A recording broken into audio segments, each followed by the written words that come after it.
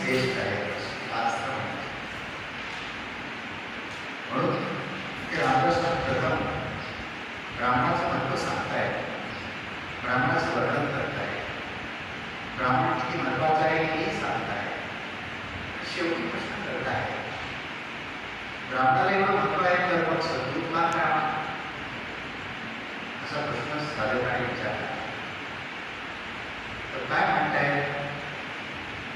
ब्राह्मण कोणाला म्हणायचं तर ब्रह्मजानाची 6 ब्राह्मणा. जगामध्ये एकच एक सर्वस्तू श्रेष्ठ आहे, शाश्वत आहे, ती म्हणजे बरोबर परमात्मा. ते परब्रह्म कसं आहे, निर्गुण आहे, निराकार आहे, ईश्वर आहे,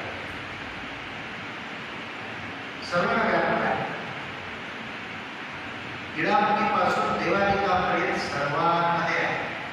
सत्य साधू ज्ञानी पुरुष सद्गुरू सर्वांमध्ये, परंतु सद्गुरूंना परब्रह्म स्वरूप म्हणतात. देवाला परब्रह्म स्वरूप असतात नाही, पण सद्गुरूंना परब्रह्म स्वरूप म्हणतात. ब्राह्मण ब्रह्म जाणतो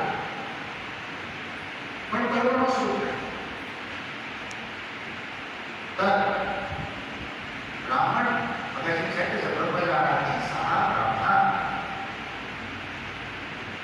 जी सर्वात श्रेष्ठ आहे ती पहिली कोणी जाणली तर एका व्यक्तीने जाणली. त्या व्यक्तीला ब्रह्म जाणलं पण ब्राह्मण असं म्हणण्यात आलं. तेव्हापासून ब्राह्मण वर्ण चालू झाला. अगोदर जगामध्ये वर्ण नव्हता, जात नव्हती, पंथ नव्हता, काही नव्हतं. अस्तित्वात आहे विश्वामध्ये काही नव्हतं.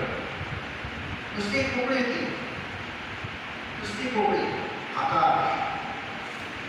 तिथे टाइम नाही, वेळ नाही, काळ नाही, गजमागते नाही, आकार नाही, नजर नाही, काही नाही, काही नाही. सर्व ठिकाणी ते एकच एक प्रभू करून राहिलेलं होतं.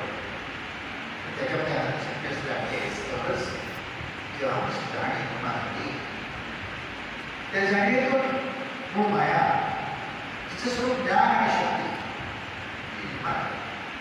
आणि त्या मूळ मायेपासून जी शिवशक्ती म्हणतात,